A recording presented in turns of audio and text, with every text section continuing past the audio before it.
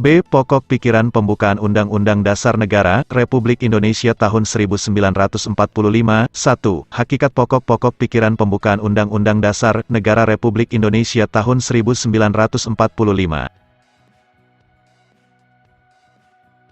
Selain mempunyai makna yang sangat mendalam, pembukaan Undang-Undang Dasar Negara Republik Indonesia tahun 1945 juga mengandung pokok-pokok pikiran. Pokok-pokok pikiran tersebut menggambarkan suasana kebatinan dari Undang-Undang Dasar Negara Republik Indonesia tahun 1945, serta mewujudkan cita hukum yang melandasi hukum dasar negara, baik yang tertulis maupun yang tidak tertulis. Pokok-pokok pikiran tersebut diantaranya sebagai berikut. A. Pokok pikiran pertama, negara melindungi segenap bangsa Indonesia dan seluruh tumpah darah Indonesia dengan berdasar atas persatuan, pokok pikiran persatuan. Pokok pikiran ini menegaskan bahwa, dalam pembukaan UUD Negara Republik Indonesia tahun 1945, diterima aliran negara persatuan, negara yang melindungi dan meliputi segenap bangsa dan seluruh wilayahnya. Dengan demikian, negara mengatasi segala macam paham golongan dan paham individualistis. Negara menurut pengertian pembukaan Undang-Undang Dasar Negara Republik Indonesia tahun 1945, menghendaki persatuan, dengan kata lain, penyelenggara negara dan setiap warga negara wajib mengutamakan kepentingan negara di atas kepentingan golongan atau individu. B. Pokok pikiran kedua, negara hendak mewujudkan keadilan sosial bagi seluruh rakyat Indonesia. Pokok pikiran keadilan sosial.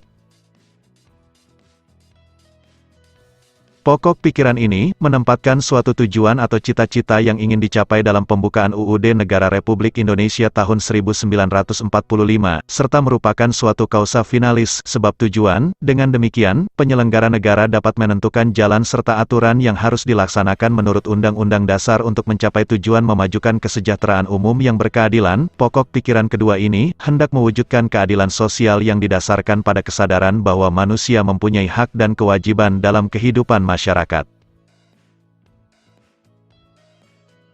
C. Pokok pikiran ketiga, negara yang berkedaulatan rakyat, berdasarkan atas kerakyatan dan permusyawaratan, perwakilan. Pokok pikiran kedaulatan rakyat.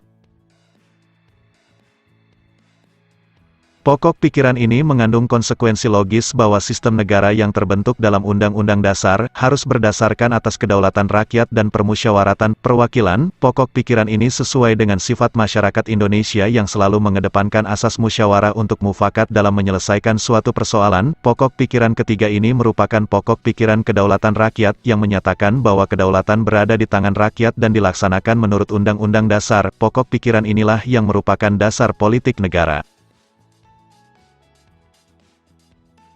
D. Pokok pikiran keempat, negara berdasarkan atas ketuhanan yang Maha Esa, menurut dasar kemanusiaan yang adil dan beradab. Pokok pikiran ketuhanan.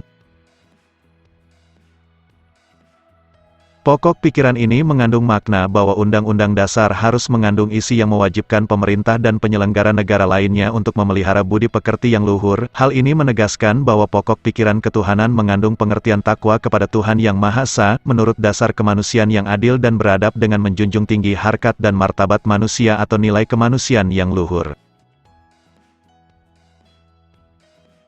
2. Arti penting pokok pikiran pembukaan Undang-Undang Dasar Negara Republik Indonesia tahun 1945. Kalian telah mempelajari bahwa setiap alinea dalam pembukaan Undang-Undang Dasar Negara Republik Indonesia tahun 1945 secara yuridis memiliki makna yang sangat dalam dan penting. Demikian juga dengan pokok-pokok pikiran yang terkandung dalam pembukaan Undang-Undang Dasar Negara Republik Indonesia tahun 1945. Apabila kita perhatikan bahwa keempat pokok pikiran pembukaan Undang-Undang Dasar Negara Republik Indonesia tahun 1945 adalah pancaran dari nilai-nilai Pancasila. Kemudian penjelasan Undang-Undang Dasar Negara Republik Indonesia tahun 1945 sebelum amandemen menegaskan bahwa pokok-pokok pikiran tersebut meliputi suasana kebatinan dari Undang-Undang Dasar Negara Indonesia. Pokok-pokok pikiran ini mewujudkan cita-cita hukum, reside, yang menguasai hukum dasar negara, baik hukum yang tertulis, Undang-Undang Dasar, maupun hukum yang tidak tertulis. Undang-Undang Dasar menciptakan pokok-pokok pikiran ini dalam pasal-pasalnya. Berdasarkan pengertian ini, dapat disimpulkan bahwa pokok pikiran yang terkandung dalam pembukaan Undang-Undang Dasar Negara Republik Indonesia tahun 1945 adalah sumber hukum tertinggi di Indonesia. Konsekuensi dari kedudukannya sebagai sumber hukum tertinggi di Indonesia, pokok-pokok pikiran yang terkandung dalam pembukaan Undang-Undang Dasar Negara Republik Indonesia tahun 1945, dalam realisasinya harus dijabarkan dalam semua peraturan perundang-undangan yang berlaku di Indonesia, seperti ketetapan MPR, undang-undang, peraturan pemerintah, dan sebagainya. Dengan demikian, seluruh peraturan perundang-undangan di Indonesia harus bersumber pada pembukaan Undang-Undang Dasar Negara Republik Indonesia tahun 1945 yang di dalamnya terkandung asas kerohanian negara, yaitu Pancasila. Semangat pembukaan dan pasal-pasal UUD Negara Republik Indonesia tahun 1945 pada hakikat merupakan satu rangkaian kesatuan yang tak dapat dipisahkan. Pokok-pokok pikiran pembukaan Undang-Undang Dasar Negara Republik Indonesia tahun 1945 juga memiliki arti penting dalam konteks hukum dasar. Seperti yang telah kita ketahui, di samping Undang-Undang Dasar, masih terdapat hukum dasar yang tidak tertulis yang juga merupakan sumber hukum, yaitu aturan dasar yang timbul dan terpelihara dalam praktik penyelenggaraan negara. Aturan dasar tersebut, yang disebut konvensi atau kebiasaan ketatanegaraan sebagai pelengkap dalam Undang-Undang Dasar, aturan dasar dalam pasal-pasal UUD Negara Republik Indonesia tahun 1945, merupakan perwujudan dari pokok-pokok pikiran yang terkandung dalam pembukaan Undang-Undang Dasar Negara Republik Indonesia tahun 1945, yang tidak lain adalah nilai-nilai Pancasila. Sementara itu, Pancasila sendiri memancarkan nilai-nilai luhur yang telah mampu memberikan semangat dan terpancang dengan hikmat dalam perangkat Undang-Undang Dasar Negara Republik Indonesia tahun 1945.